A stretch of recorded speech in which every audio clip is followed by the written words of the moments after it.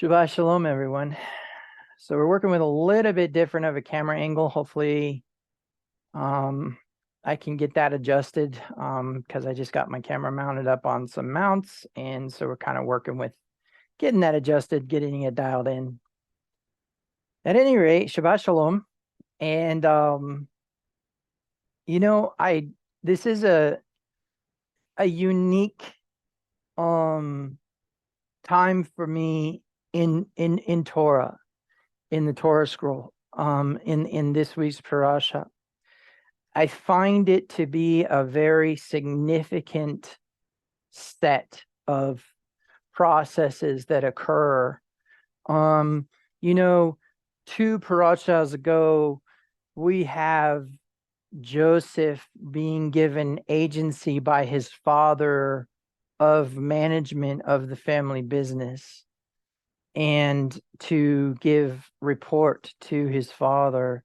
He sends his son out to the tribes of Israel, and he is to give a report of what he finds out while he's out. Of course, while he's out, the tribes of Israel take his son and sell him into slavery. And eventually his son becomes the savior of the world after much suffering.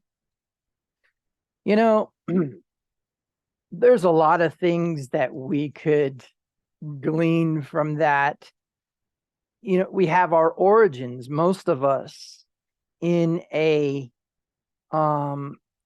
Gentile Christian Protestant Trinitarian origin, where we either said the sinner's prayer or we cried out to Jesus to save our souls, or we had a personal private experience. Some people, went to the afterlife in a near-death experience, etc., etc.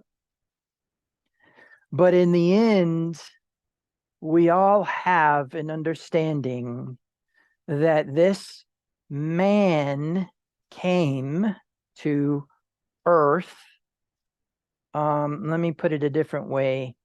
This man was here on earth, and he gave us an understanding of a Torah that we had not understood, and he gave us a imputation of suffering that we didn't understand, and he gave us an imputation of death and resurrection that we didn't understand.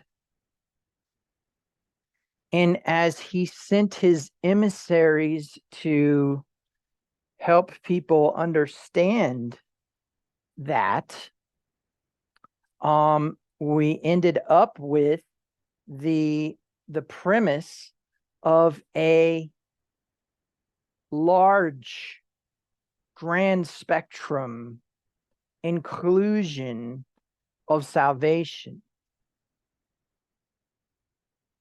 It's interesting because however you work it out, the Torah indicates that Joseph was the savior of the world. I want to talk to you today about something that is near and dear to my heart. It was intriguing to be watching a little brief clip of a rabbi discussing Tikkun Olam. And it's interesting because Tikkun Olam is like a loosely interpreted repair of the world. And I texted him and I said, yes, this is Tikkun Olam. He hadn't said it specifically, but I knew what he was getting at.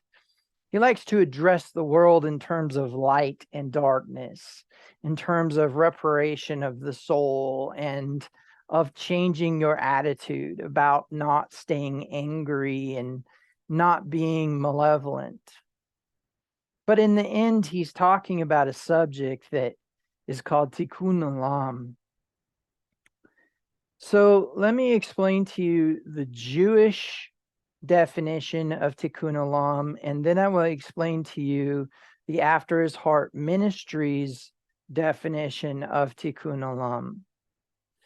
So the first part of this that is functional for Tikkun Olam is going to be related to a Kabbalistic principle that there was an empty vessel, and when God placed his light in it, the light was too intense for the vessel, and the vessel shattered, trapping the light in these tiny shards. These tiny shards are found all over the world, contained within each soul, contained within certain elements of creation.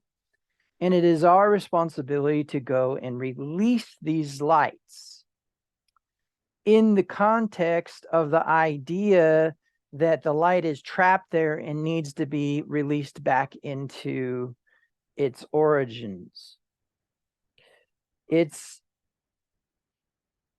I may mispronounce this, but it is pronounced, or it's said, Shavarim Keliput, the shattering of the vessels. When I first endeavored to study mysticism, one of the things that I needed to do is, number one, I needed to pay attention to my senses being exercised to know good and evil, Hebrews chapter 5. Also, I needed to make sure that I understood that it would never, ever violate two very important principles in my life. And that would be what is mentioned in Revelation chapter 12, verse 17. Revelation 12, verse 17 became the model for my understanding of what I needed to be, not only as a Jew and specifically a Kohen or a priest, but also, and that's after the order of Aaron, by the way. But also I needed it for the sake of my Christian existence. You know, I don't call myself a Christian, but in the essence of what it was when the Christians were being persecuted and what they believed and practiced, I can tell you I align with that. I don't align with the definition of Christianity today to be Christ-like. I don't align with the definition of Christianity today to be a love religion. But there's still an element of that present within me that I understand that Yeshua, Jesus Christ, Yeshua HaMashiach, is my Messiah. And I understand that a Messiah is not a big deal. You may think it is, and I know that there's a lot of hype behind Christ, but there are many Messiahs. In fact, there are false messiahs and there are not false messiahs. In fact, any time that you perform an act of Tikkun Olam, you are operating as a messiah. Now, there's a big argument about the Messiah versus a Messiah, but that's somebody who doesn't understand Hebrew grammar very well and doesn't understand what the definite article does and how it operates. But having said all that, getting back to Revelation chapter 12, verse 17, it is important to understand that I have the testimony of Yeshua. I bear witness of the power of the resurrection. I bear witness of the power of imputation, of salvation, of redemption, etc., etc. But that does not stop there. That's half of a two-piece model. The second side of that model is Torah. And as I am a shomer Torah, I am a keeper of Torah. I'm not Torah observant. I don't look at this scroll. I do this scroll. So I am a Torah keeper. I am shomer Torah. But that does not annul my Messiah. And that does not annul my commandments. My Messiah doesn't annul my commandments. And it is not because I have Jewish blood. It is because I am, as a Jewish bloodline Kohen, a priest of the tribe of Levi, grafted out as a result of the darkness of my ancestors. And I am adopted back in through the principle of he made him who knew no sin to become sin for us, that we might become the righteousness of God. Now, the reason why this is important is because as we get into this principle and this process of truth, we will find in this week's parasha something very powerful. I can tell you that as I began my journey in studying mysticism, I was told by my mentor, he trusted me to study it because he knew that I would discern between light and darkness. I would know what man added, and I would know what was taken away. So that's the Jewish definition of Tikkun Olam, is the shattering of the vessels and the releasing of the light. I'm sure there's more to that, and I can share with you, I'm learning every day. But that is not After His Heart Ministries definition of Tikkun Olam. I want to share with you that the Father revealed to me through much prayer, reading, and understanding that vessels don't shatter. They expand and contract, and they release. And that was a principle that changed my life when I learned that. And I live by it every day, that there is a filling, there is an emptying, and there is an expansion of reception. The reason why this is important is because when we start to get into Tikkun Olam, we'll find out that we expand to receive more, to give more. As we release and discharge energy and discharge the visiting of the sick, the giving of the coat, etc., that Yeshua said, if you do this, you have done it to me, as you do it unto the least of these. It is important to understand that that's a relevant element of Tikkun Olam.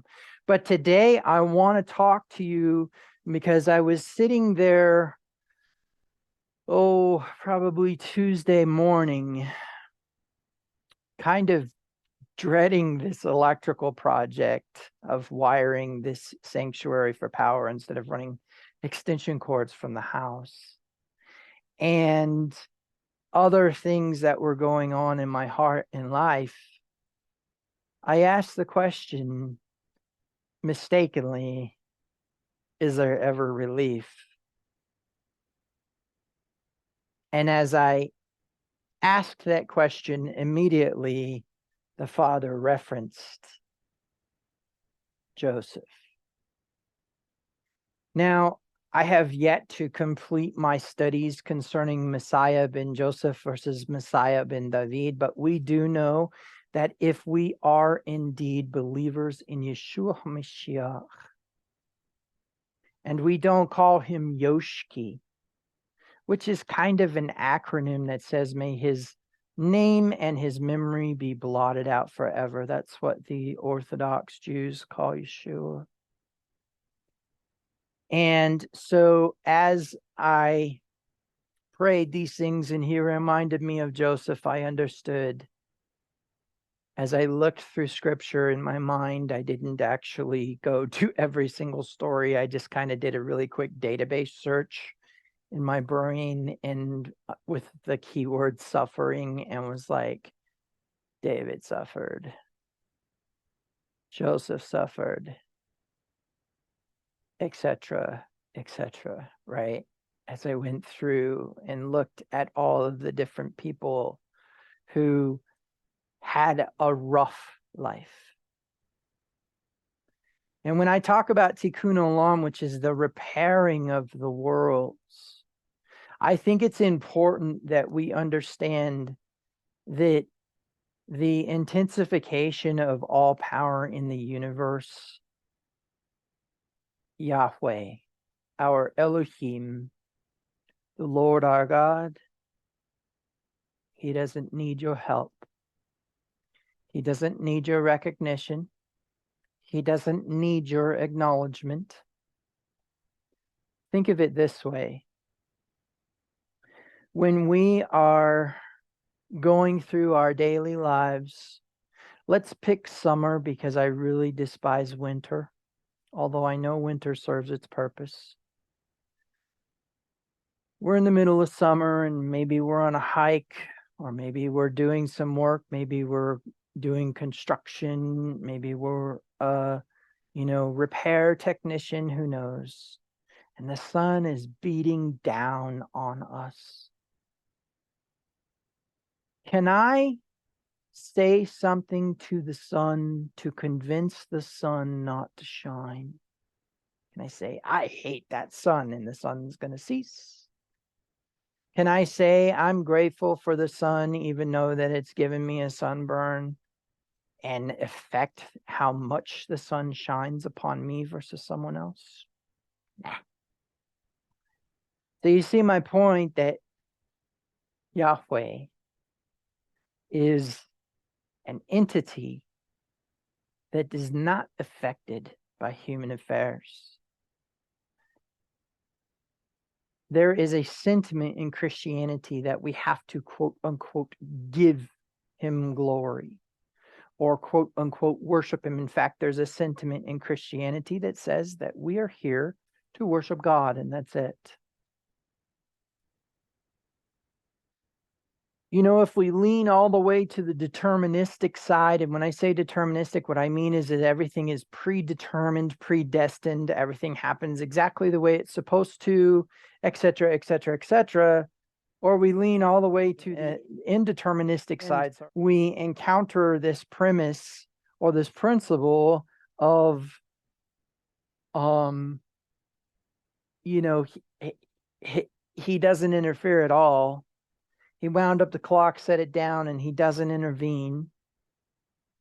When we bring those two together, we find a balance of adjustments that he makes.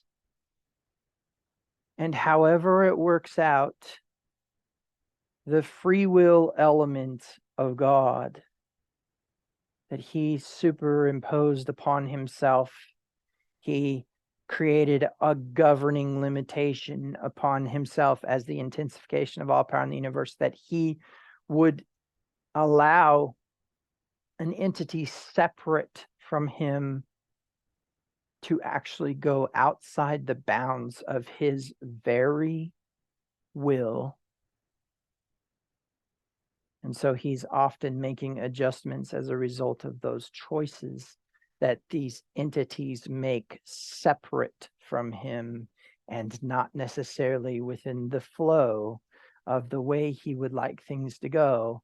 And so what he does is he makes these adjustments, and as he does, he uses us to make the adjustment. The man born blind, when Yeshua happened upon him and his disciples said, who sinned, his mother or father? And he said, no, but this man was born in order for God to receive the glory and for him to be healed. He wasn't healed until the man, Yeshua, showed up on the scene. Now, am I denying some other element of Yeshua's existence? No. What I'm saying is that he uses human beings to make adjustments. And that is the key to the reparation, or what we would call the law of restoration. Let me show you how this works.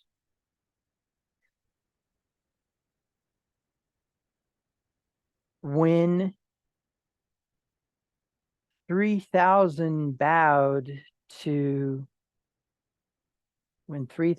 people bowed to a golden calf in the wilderness of Sinai, while Moshe was receiving the revelation of Torah, and he was being given these stones that were written on the top and the bottom, which contained more than just the 10 words, then there was an action taken against the people who were worshiping the golden calf, and 3,000 people died that day.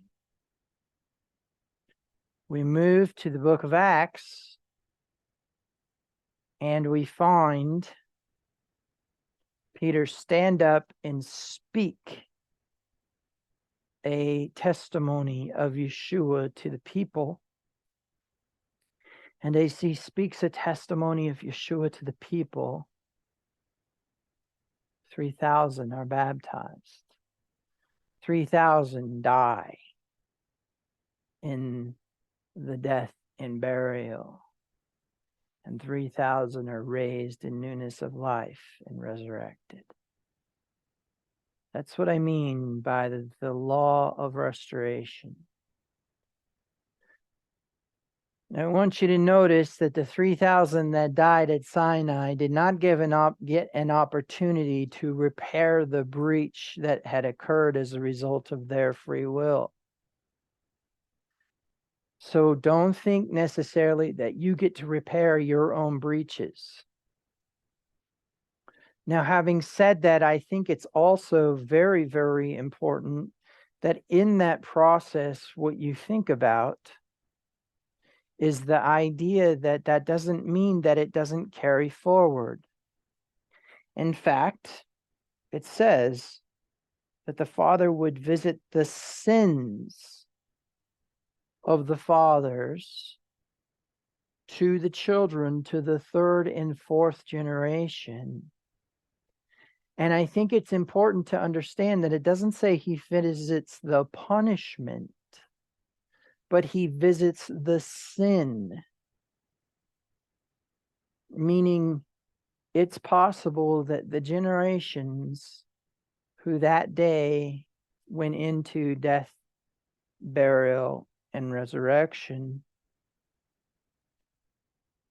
were descendants of the people who worship the golden calf.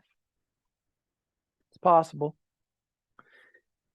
Because it does say, having mercy upon thousands of those who love me. And he says, if you love me, you keep my commandments. Now, I think there is something very important that we need to understand from that principle.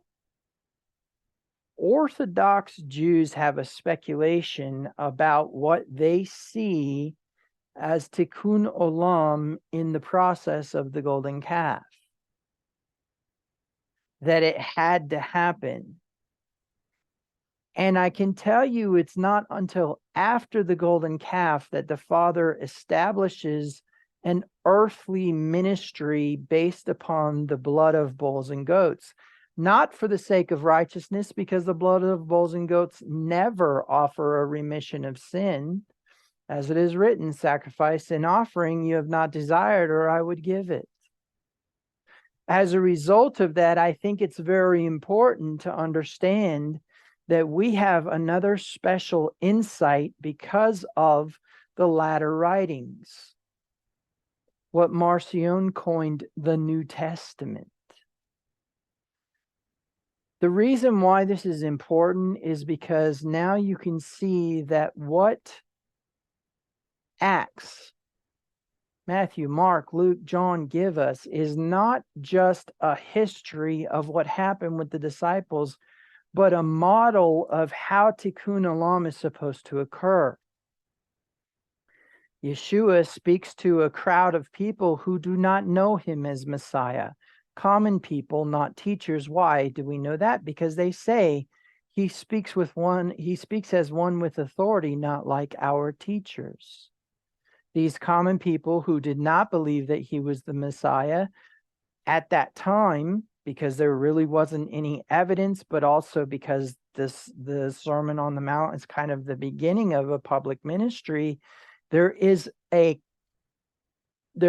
an element of things that make you go, as a result of the idea that he's telling those people, you're the light of the world. He's telling unbelievers they're the light of the world. Because it is the responsibility of all of us in this realm, this lowest realm, where everything is dark except for the light that is present here. There's no ambient light. And what I mean by that is that in other worlds above us, there's an ambience of righteousness, not evil. But this is the lowest realm. And so as a result of that, I think it's important that we understand that if we're the light of the world and that's not conditional upon us believing in him, and it's not conditional upon us to have some sort of power imparted to us through some prayer and laying on of hands, or worse yet, a belief that there's a cessation of that power. I don't know what's more offensive to the Torah of God, that the power of God has ceased from being present in human beings because the Nicene canon has been established, or that you have to impart the divineness of God into another person because they can't receive it on their own.